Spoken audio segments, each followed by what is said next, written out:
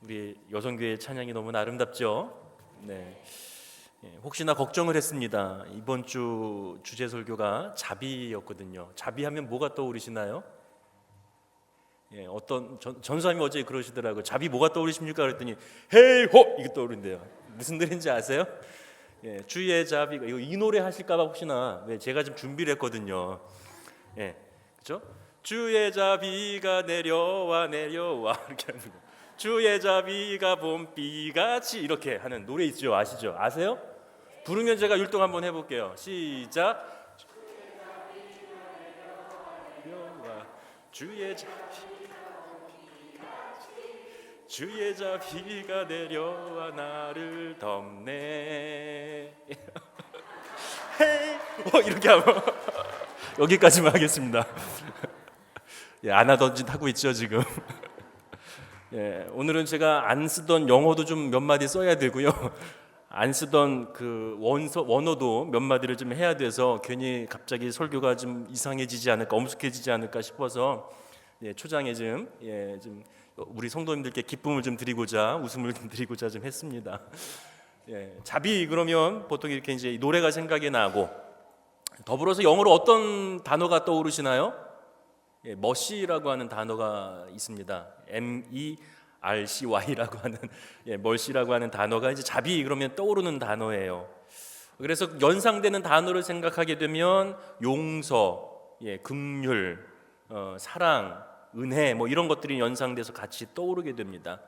그래서 대표적으로 이 자비에 대한 이제 예를 들게 되면 그런 예를 많이 들어요. 어떤 외아들이 군대에 가게 되었습니다. 전쟁 상황이고요. 그런데 군대에서 그만 사고를 치게 되었어요. 그래서 그 아들이 군 헌법상 이제 사형에 해당되는 죄를 지었기 때문에 형 집행을 받게 되는데, 이 부모님이 그 이야기를 듣고 찾아가게 되죠. 어떻게 외아들인데 이 아들을 잃게 되면 대가 끊기는데 그럴 수 없잖아요. 또 부모 입장에서 외아들을 떠나서라도 아들이 지금 사형 집행을 당하게 되는데 얼마나 속이 아프고 힘들겠습니까? 그래서 이제 부대장에게 찾아가 가지고 애원을 하죠. 부대장이 뭐라고 얘기를 합니까? 제발 간절히 우리 외아들이라고, 우리 집안의 대를 이어야 되니까 제발 간절히 불쌍히 여겨달라고, 긍휼히 여겨달라고 애원하지 않겠습니까? 그래서 용서를 좀 해달라고 이야기하지 않습니까? 여기서 이제 부대장에게 요구하는 게 뭐예요? 불쌍히 여겨달라는 거예요. 불쌍히 여겨주고 제발 우리 아들을 은혜를 입게 좀 해달라, 이렇게 요청을 하게 됩니다. 거기에 쓰여지는 단어가 이제 자비라고 하는 거고, 자비의 이제 예로 쓰이게 됩니다. 성경의 자비도 마찬가지입니다. 용서가 생각이 나죠. 그런데 그거보다 더 이전에 자비라고 하는 것은 깊이 동정하고 불쌍히 여기는 것을 이야기를 합니다. 하나님이 우리를 동정하고 불쌍히 여긴다라고 하는 거죠. 그래서 이제 그리스어를 찾아가 보게 되면, 사전을 쭉 찾아보니까 열심히 저도 공부를 해봤어요. 그랬더니 그리스어는 이제 엘레오스라고 하는 단어가 쓰여지게 되고요. 히브리어 구약 성경으로 가보게 되면 헤세드나 라하임빔이라고 하는 단어가 이제 쓰여지게 됩니다. 이 단어들이 자비라고 하는 단어로 이제 번역이 되는 거죠. 그러면서 그 자비의 의미를 찾아 들어가게 되면 더 쉽게 얘기하면 불쌍히 여기는 거예요. 불쌍히 여기는 거. 그리고 그것을 조금 더 이제 현실적인 이야기로 이제 풀어서 해치게 되면 부모의 그 자비로운 모습으로 비춰지게 되는데, 아버지가 자녀들을 불쌍히 여기면서 적극적으로 공세적으로 사랑을 표현하는 것, 그리고 어머니가 비록 자녀들이 잘못은 했지만 그 모든 것들을 다 품고 안잖아요, 그렇죠? 그런 어머니의 그 사랑의 표현이 합쳐진 것을 자비의 모습이다, 자비의 사랑의 표현이다, 이제 이렇게도 이제 하는 풀이가 있더라고요. 그럼 하나님께서 이스라엘 백성 자비는 그럼 어떤 것에서 근원하느냐? 성령의 열매라고 분명히 말했죠. 이미 전제 자체가 성령의 열매 자비라고 되어 있습니다. 결국 누구에게서 오는 거예요? 하나님에게서부터 오는 거죠. 결국 이스라엘 역사 자체가 하나님의 자비의 표현이라고 하는 겁니다. 하나님이 이스라엘 백성을 불쌍히 여겼기 때문에 이스라엘 역사가 써내려가기 시작했다라고 하는 겁니다. 약하고 비참하고 도울 자 없는 그런 상태에 놓여있는 그 이스라엘 백성들, 죄로 인하여서 나약하고 멸망받을 수밖에 없는 그들을 그냥 놔두지 아니하시고 친히 하나님께서 그들을 불쌍히 여기셔서 당신의 백성 삼으시고, 그리고 그 백성들이 끊임없이 자기를 떠나고 자기를 외면하고 불성실함에도 불구하고 그를 향한 신실함을 가지고 끊임없이 불쌍히 여기시며 그를 끌어안으시는 하나님, 그리고 더 나아가서 그 이스라엘의 역사가 이제는 우리들의 역사로 바뀌게 되죠. 이스라엘만 뿐만 아니라 온 인류를 구원하시고자 하시는 그 하나님의 사랑으로 표현이 되는 겁니다. 그래서 누구를 이 땅에 내려보내십니까? 예수 그리스도를 이 땅에 내려보내주시죠. 예수 그리스도를 이 땅에 내려보내주시면서 그 아들을 희생시키시면까지 무조건적인 긍휼을 베푸시는 그 하나님의 은혜와 사랑, 그것을 전체적인 흐름을 자비라고 표현을 한다라고 하는 겁니다. 그래서 이 자비의 반대말은, 반대말은 잔인하다, 무자비하다라고 하는 용어로 쓰여지게 됩니다. 그래서 이게 하나님의 자비는요, 우리 인간들에게 적용이 되어질 때 이제 어떻게 적용이 되느냐? 관심 안 가져도 상관없어요. 그가 나에게 한 짓을 보게 되면 도리어 더 화를 내도 괜찮고요, 도리어 더 등을 져도 상관이 없습니다. 상관하지 않아도 돼요. 그런데 그럼에도 불구하고 어떻게 해요? 하나님이 우리를 자비롭게 불쌍히 여겼던 것처럼 너희도 그 하나님의 자비로움을 가지고 너희도 그들을 불쌍히 여겨라 라고 이제 이해해 주시면 된다는 거죠. 그래서 신약과 구약에 보게 되면 대표적인 예가 이제 있는데, 신약에 보게 되면 선한 사마리아의 이야기를 하죠. 예수님께서 어떤 율법학자가 와가지고 예수님께 이제 질문을 합니다. 제가 어떻게 해야 천국에 갈 수 있겠습니까? 율법의 가장 큰 게 뭡니까? 라고 얘기를 했을 때 하나님을 사랑하라, 내 이웃을 사랑하라라고 얘기를 합니다. 그러자 그 율법학자가 또 질문을 해요. 내 이웃이 누굽니까? 이 질문을 해요. 그러니까 예수님께서 그때의 선한 사마리아에 대한 이야기를 쭉 풀어나가십니다. 한 강도 만난 사람이 있는데 그 사람이 지금 죽어가는 그 환경 속에서 레위인이 그냥 지나가고, 그 다음에 또 제사장이 그냥 지나가고, 그리고 많은 사람들이 그냥 지나갔어요. 그런 상황에서 사마리아 사람이 그 사람을 보고 가만히 있지 아니하고 그 사람을 업고 그 사람에게 포도주를 발라주고 치료해주고, 그리고 여관까지 가서 그 사람이 더 치료할 수 있는 비용까지 지불을 해주면서, 더 나아가서 뭐라고 얘기를 합니까? 그 사람이 더 치료하는 비용이, 병원비가 더 들어가게 되면 내가 나중에 와서 갚을 테니까 잘 좀 돌봐달라고 이렇게 이야기를 하지 않습니까? 그러면서 예수님께서 이제 그 율법학자에게 질문을 하죠. 이 사람 중에 누가 그 사람의 이웃이 되겠느냐? 그때에 그 율법학자가 이야기를 합니다. 그 사마리아 사람이라고도 얘기하지 않아요. 여러분 같으면 뭐라고 표현하시겠습니까? 율법학자가 이야기했던 거 기억이 나세요? 보통 우리는 그렇게 딱 보게 되면 선한 일을 한 사람이라고 생각할 수 있어요. 저도 그렇게 생각을 했어요. 그런데 이 율법학자가 뭐라고 표현을 하냐면 자비를 베푼 자입니다라는 표현을 써요. 아니, 왜 선을 행한 자라고 표현하지 않고 그를 도와준 자라고 이야기하지 아니하고 자비를 베풀어 준 사람이라고 이야기를 했을까? 처음에 좀 궁금했어요. 처음에 궁금했습니다. 그런데 이제 말씀 쭉 찾아보니까 이 자비라고 하는 것이 어떤 상황에서 쓰여지는가? 왜냐하면 이제 성령의 열매의 다음 이야기가 이제 양선이에요. 선을 행한다. 이런 표현이거든요. 이것과 자비의 차이가 무엇일까라고 하는 이제 거기 질문이 던져지게 된 거죠. 그러면서 지금 사마리아 사람들은 유대인들이 지금 어떻게 생각하는가 이렇게 생각을 해봤습니다. 그랬더니 사마리아 사람과 유대인들은요, 지역 감정이 엄청나요. 이미 예수님 그 시대에 이전부터 1000년에 걸쳐 약 1000년이 안 되는 그 시간 동안에 지역 갈등으로 인하여서 등진 사람들입니다. 예수님께서 요한복음에 보게 되면 수가라고 하는 동네, 사마리아에 있는 수가라고 하는 동네에 우물가에 앉아가지고 그 사마리아 여인에게 물을 한 잔 달라고 얘기를 하죠. 그러자 그 여인이 뭐라고 얘기를 합니까? 당신은 유대인 아닙니까? 어떻게 나한테 물을 달라고 이야기를 합니까? 이렇게 얘기를 해요. 아수르에서 이스라엘 백성들이 멸망을 당하면서 아수르는 친화 정책을 위해 가지고 그 사람들을 그 아수르로 이주하고 아수르 사람들을 또 이스라엘 땅에다가 이제 머물게 했어요. 그러면서 이제 다문화 가정이 된 거죠. 쉽게 말하면 요즘에 다문화 가정이 된 거죠. 우리도 이렇게 다문화 가정의 자녀들을 보게 되면 약간 뭔가 다른 것을 아마 느끼실 거예요. 그렇죠? 아, 여기는 다문화 가정이 아닌가. 사마리아 사람들이 거의 한 700~800년 정도를 살면서 어떤 거예요? 유다 사람과 사마리아 사람이 같은 혈족임에도 불구하고 다문화 가정으로 인해서 그들이 서로 등지고 있었다라고 하는 겁니다. 이미 딱 얼굴만 봐도 아, 이 사람이 유대인인지 사마리아 사람인지 구분이 되어 간다라고 하는 거죠. 그러면서 그들 가운데 어떤 갈등이 서로 벌어지느냐? 서로 상종하지 않아요. 서로 상종하지 않습니다. 유대인들은 자기들만이 구원 얻었다라고 이제 생각을 하면서 사마리아 사람들을 그 혈통을 더럽힌 사람이라고 이제 막 몰아세우는 거죠. 그러니까 사마리아 사람들이 그거 듣고 가만히 있겠어요? 그러니까 더 이제 반감이 생겨가지고 이제 유대 사람들과 거의 등지며 살아갑니다. 그래서 그 누가복음에 보게 되면 예수님께서 사마리아 지역을 한번 통과하려고 하는 계획을 세웁니다. 그런데 그걸 그 사마리아 사람들이 막죠, 한 번은. 그러자 제자들이 어떻게 반응을 합니까? 예수님, 그들에게 하늘에서 불을 임해가지고 그들을 모두 다 좀 태워주세요. 이렇게까지 표현을 해요. 그만큼 제자들조차도 사마리아 사람들과 별로 그렇게 좋은 관계가 아니었다라고 하는 겁니다. 마태복음에 또 어떻게 표현이 되냐면 예수님께서 제자들에게 훈련을 시키시고 전도 여행을 보내시면서 이런 표현을 해요. 너희들 이방 사람들에게도 가지 말고 사마리아 사람에게도 가지 말라. 유대인들에게만 가서 우선 훈련받아라. 이렇게 얘기를 합니다. 그만큼 이스라엘 사람들, 특히 유대 사람들에게 있어서 사마리아 사람들은 관계가 안 좋다라고 하는 겁니다. 다시 말하면 사마리아인이라면 유대 사람들을 도울 이유가 있다라는 얘기가 없다는 얘기예요. 도울 이유가 하나도 없다는 거예요. 이미 지역 갈등으로 인해서 원수가 진 그들을 도울 이유가 없는데 그럼에도 불구하고 뭐 한 거예요? 그를 도운 거예요.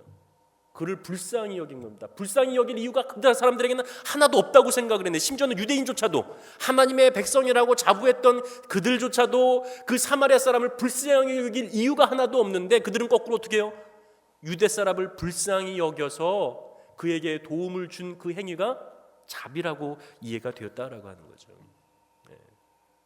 그냥 우리가 단순하게 내 아이가 아파서 불쌍히 여기는 게 아니라 내가 미워해도 충분할 그 사람을 어떻게 해요? 불쌍히 여겨주는 겁니다.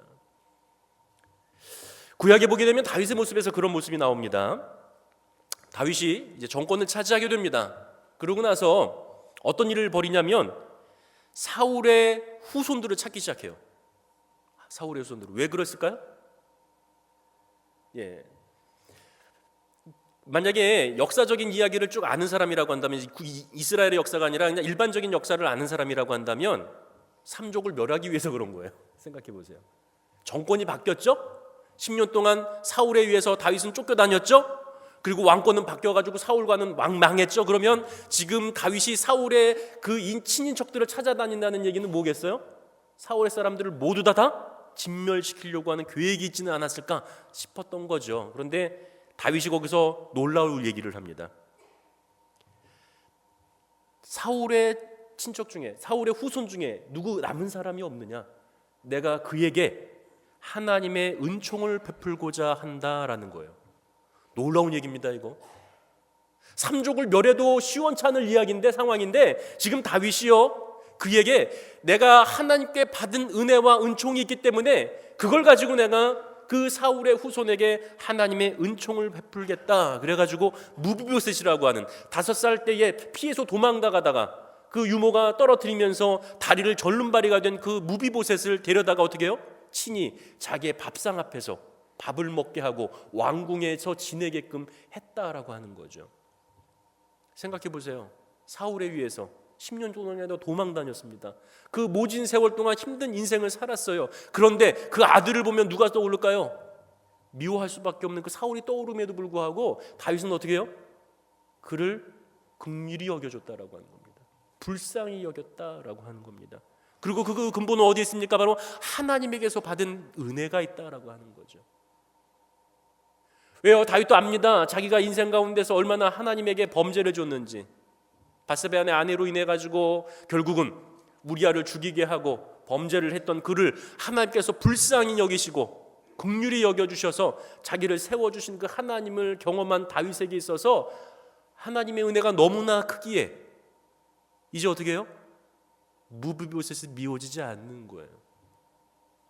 이 은혜를 아십니까? 이 은혜를 경험하는 저와 여러분들이 되시기를 주님의 이름으로 축복합니다. 미워요. 당연히 인간적인 생각으로 하기에는 미울 수밖에 없어요. 그런데 하나님의 은혜가 더 큰 것을 깨닫고 나니까 어떻게 해요? 그 미움이 사라지게 되는 거예요. 옛날 같았으면 저주해도 시원찮았죠. 내가 할 수 있는 한 모든 복수를 해도 시원찮았을 텐데 하나님의 은혜를 경험하고 나니까 그 은혜가 너무나 큰 것을 알고 나니까 이제는 그 미움이 나도 모르는 사이에 싹 사라져간다라고 하는 겁니다. 여기까지가 원래 설교의 끝이었어요.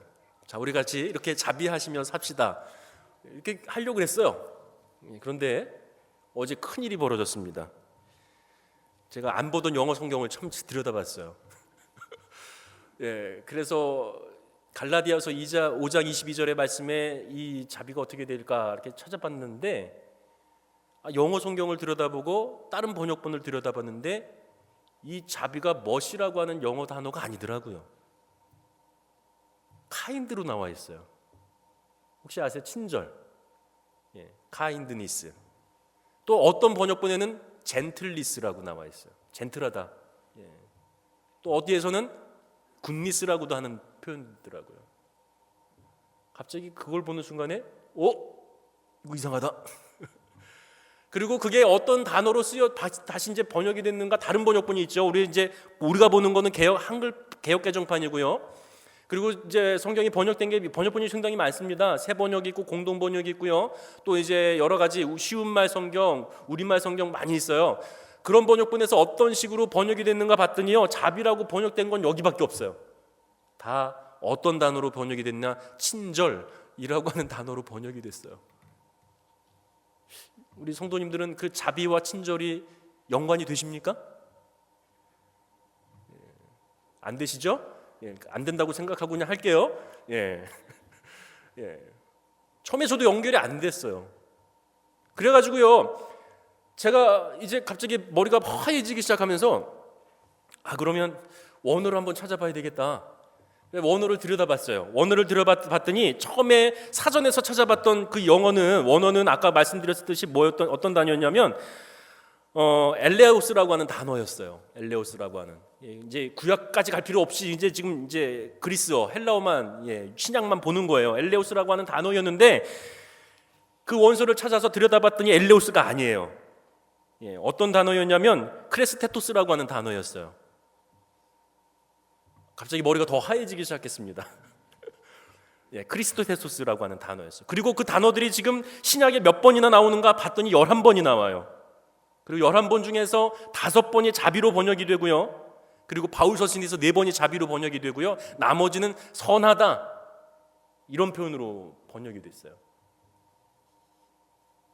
내가 생각했던 자비가 아니네.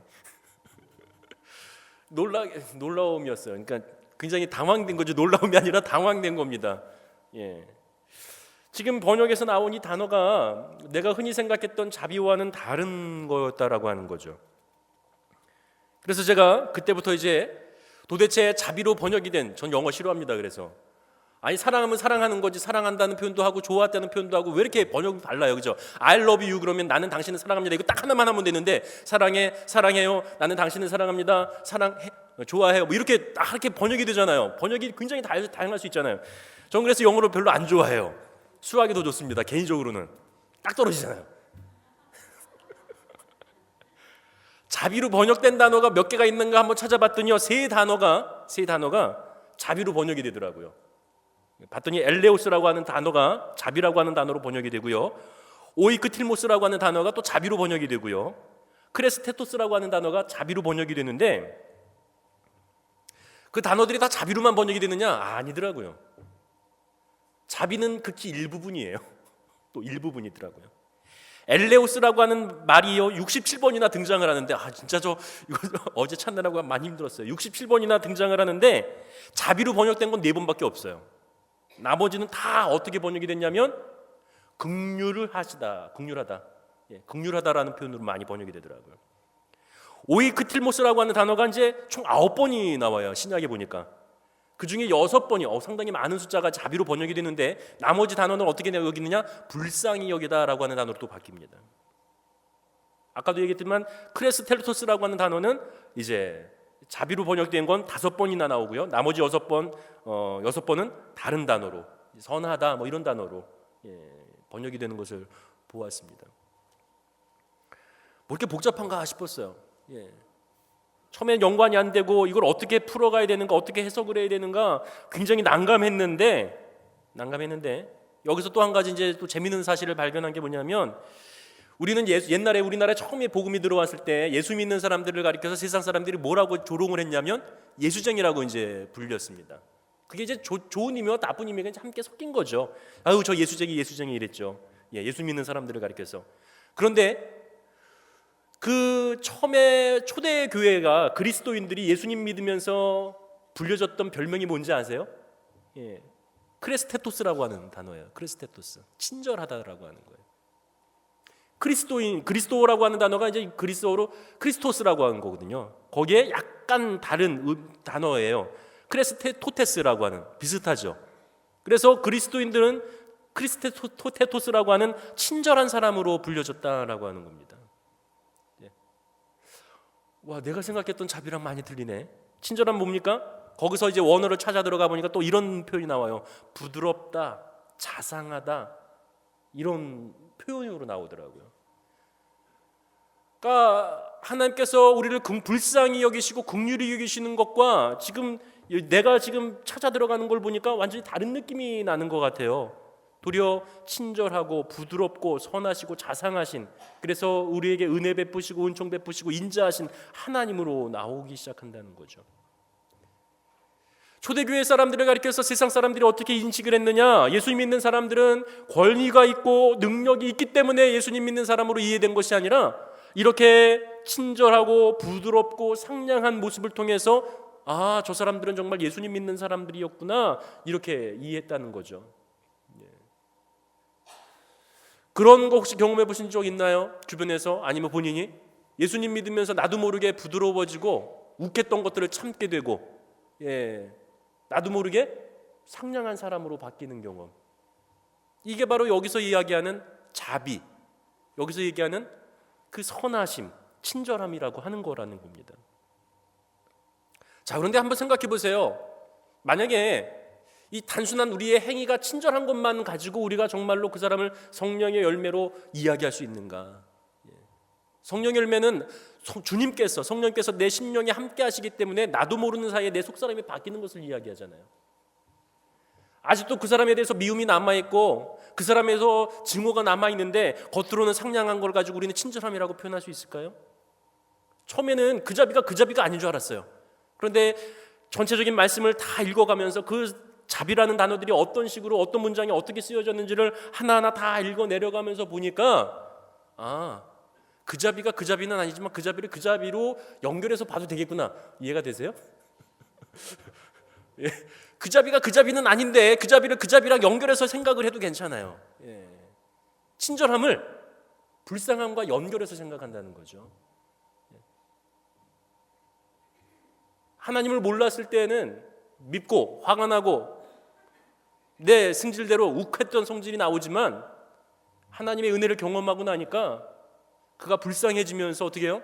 예전에는 욱했던 내가 나도 모르는 사이에 부드러운 사람으로 바뀌어 나간다라고 하는 겁니다. 이 얼마나 큰 은혜입니까? 오늘 우리가 방금 읽었던 본문 말씀 한번 보세요. 이웃사랑에 대한 이야기가 쭉 기록이 되어 있습니다. 다시 한 번만 읽어볼까요, 우리요? 너무 좋은 말씀이에요. 굳이 더 이상 설명하지 않아도 돼요. 여기에 어떤 마음을 갖느냐? 내가 미워할 수밖에 없었던 그 사람을 향해서 어떻게 해요? 불쌍한 마음을 가지고 내가 주님이 주신 그 친절함을 가지고 내가 친절하게 그들을 대할 수 있는가 한번 생각해 보시면서 한번 읽어봤으면 좋겠습니다. 같이 한 절 한 절씩 같이 한번 읽겠습니다. 그러나 너희 듣는 자에게 내가 이르노니 너희 원수를 사랑하며 너희를 미워하는 자를 선대하며.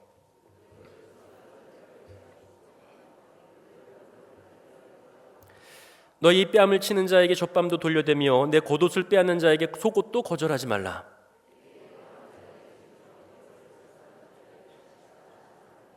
남에게 대접을 받고자 하는 대로 너희도 남을 대접하라.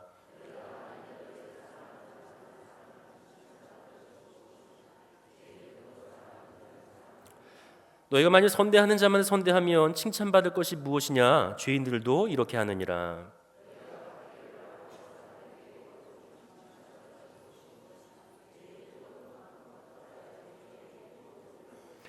오직 너희는 원수를 사랑하고 선대하며 아무것도 바꾸지 말고 꾸어주라. 그리하면 너희 상이 클 것이요 또 지극히 높으신 이의 아들이 되리니 그는 은혜를 모르는 자와 악한 자에게도 인자하시니라.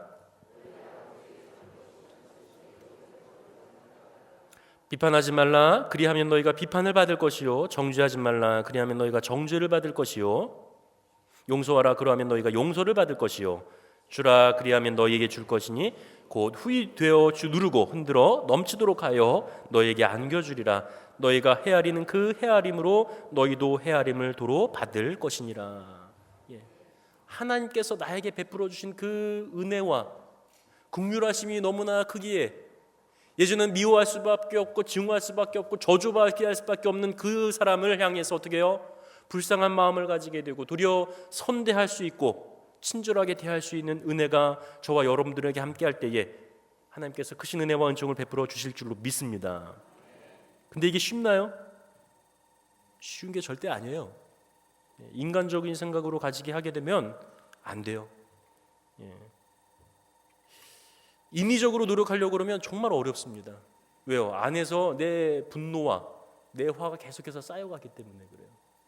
이건 결코 득이 되지 않습니다. 그래서 차라리 안 하는 게 좋아요. 그러려면 이거 못하게 치겠으면 굳이 친절하게 안 하셔도 돼요. 어거스틴이 그런 얘기를 합니다. 내 스스로 선하게 했던 그것조차도 죄다. 네 자신의 노력으로 네가 선하게 되려고 그러느냐? 아니다. 그것도 죄다라고 얘기를 합니다. 제가 이거 잘 들으셔야 됩니다. 차라리 이렇게 친절할 수 없고 이렇게 그들을 불쌍히 여길 수 없으면요 그냥 속 시원하게 미워해 버리세요. 미워하세요. 미워하시고 때로는 저주해줘도 괜찮아요. 왜 내가 저주를 받았으니까. 구약의 율법에 보게 되면 눈에는 이도 이에는 이예요. 상관없어요. 베드로도요 예수님 저주했죠. 그래도 예수님 찾아왔어요. 긍휼을 가지고. 괜찮습니다. 정 안 되면 그들을 향해서 저주해도 괜찮아요. 여기서만 머무르시면 안 됩니다. 절대로. 이거 들으시고 가가지고 이 바모사가 그냥 미워하랬다고 이러시면 정말 큰일 나요. 다음에 몇 가지를 더 하실 수 있는 자신 있으면 이렇게 하셔도 돼요. 다음에 몇 가지를 더 하실 수 있으면 첫 번째는 정말 그게 용서가 안 되고 그 화가 누그러지지 않으면 그냥 내 속에 있는 걸 그냥 그대로 끄집어내세요. 그 대신 그 사람에게 직접 가지는 마시고 누군가 내 이야기를 잘 들어줄 만한 상담가가 있죠. 내 이야기를 잘 들어줄 만한 멘토나 이런 사람들에게 가서 속 시원히 얘기를 하세요. 상담가에서 이제 크리스천 상담원에서 가르쳐주는 교육의 내용 가운데 하나가 그런 거예요. 안에만 그냥 쌓고 있으면 그리고 내 인위적으로 노력한다고 그런 거 이것조차 죄고 그런다고 해결되는 게 아니기 때문에 성령의 열매로 맺혀지는 게 아니기 때문에 하나 득이 될 게 없다는 거예요. 그러니까 차라리 가서 내 이야기를 속 시원히 들어줄 만한 사람을 만나가지고 어떻게요? 속에 있는 걸 다 끄집어내라는 거예요. 욕도 하고 미워도 해보고 저주도 해보고 소리도 지르라는 거예요. 또 하나 방법이 그럴 사람이 없으면 좋은 데 있어요. 노래방 같은 데 가죠. 노래를 부르면서 이제 하고 싶은 얘기 다 하는 거죠. 이게 이제 첫 번째 방법입니다. 두 번째 방법은요. 세 번째 방법까지 하셔야 됩니다. 이 영 시작할 거면 한 번에만 하고 끝나면 안 됩니다. 두 번째 방법은 이제 하나님께 기도하는 거예요. 어떻게 기도하느냐? 제 말씀을 좀 보세요. 제가 하는 기도의 내용인데 이게 어디서 나오는 거니까 한번 보세요. 하나님이여 그들을 정죄하사 자기 죄에 꽤 빠지게 하여 주시옵소서. 그 많은 허물로 말미암아 그들을 쫓아내소서. 그가 웅덩이에 파 만들어서 제가 만든 그 함정에 빠지게 해주옵소서. 그의 재앙은 자기 머리로 돌아가고 그의 포악은 자기 정수지로 내려게 하옵소서. 자기가 판 웅덩이에 스스로 빠지게 하여 주시옵시고 자기가 숨긴 그물에 자기 발이 걸리게 하여 주옵소서. 자기가 손으로 행한 일에 스스로 얽혀오게 하여 주옵소서. 그들의 팔을 꺾여 주옵소서. 폭력을 좋아하는 자를 미워해 주옵소서. 그들에게 그물을 던지시고 불과 여왕과 바람으로 그들을 태워 주시옵소서. 그들에게 괴로움을 더해 주시옵소서. 하늘에서 우레소리를 내시고 우박과 숯불을 내려 주시옵소서. 어우, 성경에 나와 있는 얘기예요. 놀랍지요? 누가 한 얘기인지 아세요? 시편에서 다윗이 하나님에게 울부짖으면서 한 얘기들이에요. 다윗도 하나님 저에게 이 공경 가운데서 구해주세요 이렇게만 기도한 게 아니라 심지어 자기를 괴롭히는 그 사람들을 향해서 하나님을 향해서 막 저주까지 퍼오면서 이렇게 기도했더라고요. 힘들면 어쩔 수 없어요. 다윗도 그랬는데 내가 다윗같이도 안 되는데 어떻게 그들을 내 인간의 능력으로 그들을 사랑하고 그들을 포용하고 그들을 이해하며 친절을 베풀 수 있겠어요. 인간의 능력으로 안 되면 포기하시고 하나님께 이렇게 저주도 하시고 하나님 그들을 벌하여 주옵소서. 그들을 기도도 하시기 바랍니다. 그게 솔직한 거예요. 그러면서 이제 세 번째 단계가 뭐냐? 하나님이 나를 얼마나 불쌍히 여겼는가를 이제 생각해 보시는 겁니다. 하나님이 나를 사랑하시는 그 사랑이 얼마나 큰가, 이제 그거를 생각하시는 거예요. 끊임없이 하나님을 떠나고 하나님을 의심하고 하나님이 선한 길을 인도하심에도 불구하고 내 원하는 길로 갔던 길들, 하나님의 마음을 아프게 했던 것들, 그럼에도 불구하고 신실함으로 나에게 다가오셔서 끊임없이 친절한 모습으로 나를 이끄시고 가시는 그 하나님의 친절하심, 이거를 깊이 생각해 보신다라고 하는 것입니다. 예수님께서 그런 말씀하시죠. 빚 주는 사람에게 빚진 자가 둘이 있는데 하나는 500데나리온을 줬고 하나는 50데나리온을 줬는데 갚을 것이 없으므로 둘 다 탕감을 받으면 둘 중에 누가 더 그를 사랑하겠느냐? 잘 아시죠? 500데나리온 빚진 자가 50데나리온 빚진 자보다 어떻게요? 더 사랑하겠죠. 내가 그 사람을 미워할 수 없고 미워하고 내가 그 사람을 용서하기가 안 되고 그 사람의 미움이 가셔지지 않는다는 얘기는 뭐냐면 내가 하나님께 받은 그 사랑과 은혜가 그것밖에 안 된다는 거예요. 내가 지금 느끼고 있는 그 하나님의 은혜와 하나님의 긍휼하심이 내가 사랑을 베푸는 그것밖에는 안 된다는 크기라는 거예요. 우리는 사랑 받은 만큼 사랑을 준다는 표현을 합니다. 그죠? 그럴 수밖에 없어요. 받은 만큼, 내가 받았다고 느껴지는 그 은혜만큼 우리는 어떻게 해요? 이웃에게 그 사랑을 전해줄 수가 있습니다. 그 이상이 되면 우리는 피곤해요. 힘들어요. 어렵습니다. 우리 안에 하나님의 은혜를 충분히 내가 느끼고 경험하지 못하니까 어떻게 해요? 내가 받은 그 은혜와 긍휼을 그 사람들에게 전해주지 못하는 거예요. 정말로 그 죽을 수밖에 없는 죄인임에도 불구하고 나를 사랑해 주신 그 사랑이 너무나 크다는 것을 내가 깨닫고 알게 되면 나도 모르는 사이에 어떻게 해요? 자연스럽게 그 사람을 향한 그 미움과 아픔이 눈 녹듯이 사라지는 것을 경험하게 됩니다. 전 그걸 제일 가까운 분에게서 경험을 했어요. 억울해요. 속상해요. 그때 내가 대항하지 못한 것에 대해서 분노가 치밀어요.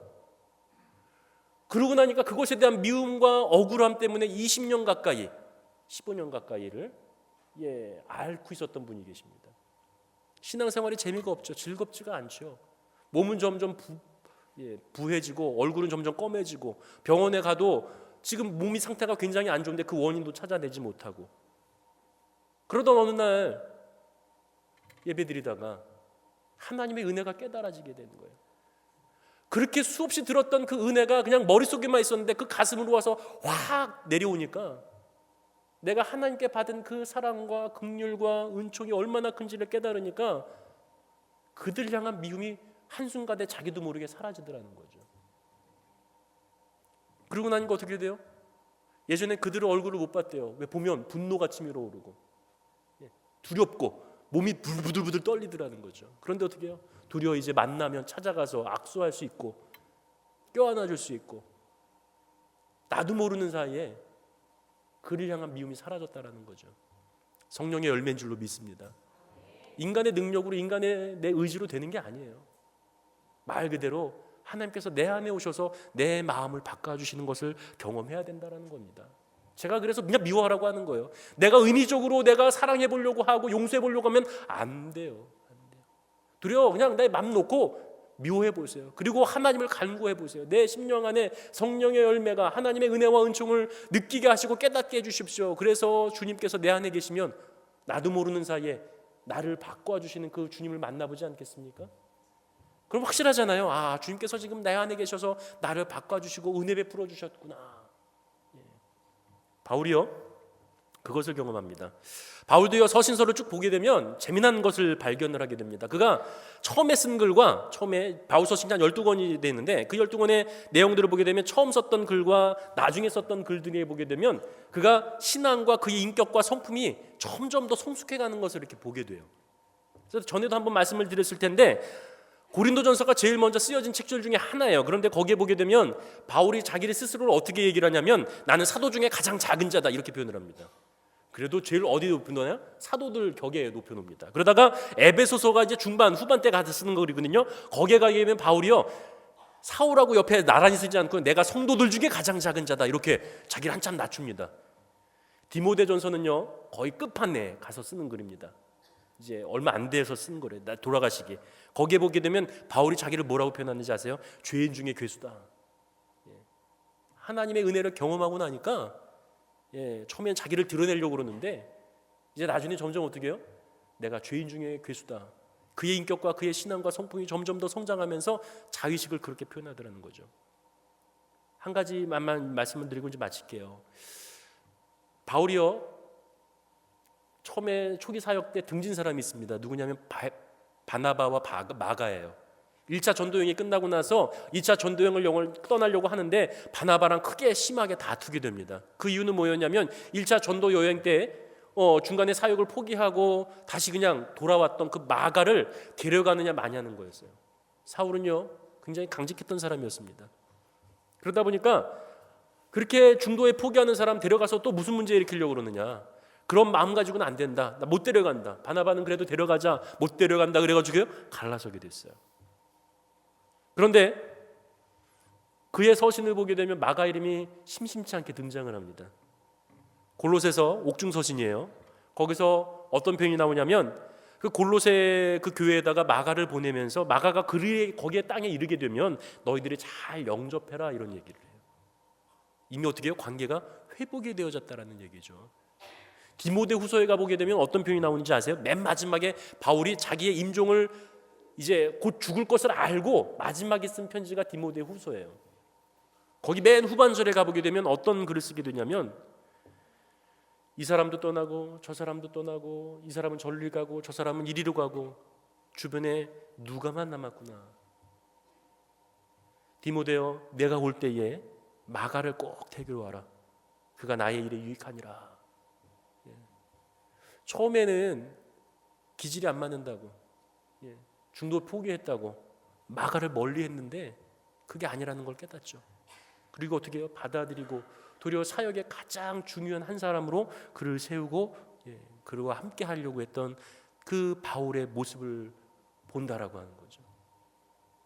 그 마음이 뭐예요? 불쌍히 여기고 친절히 대하는 그 모습으로 나타난다라고 하는 겁니다. 오늘 저와 여러분들에게 이런 자비와 친절함이 우리 이웃들에게 드러나기를 주님의 이름으로 축복합니다.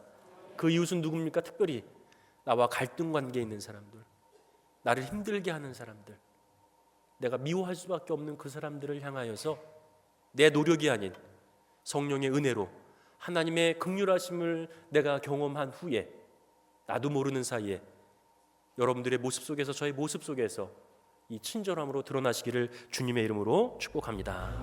기도하겠습니다. 임하소서.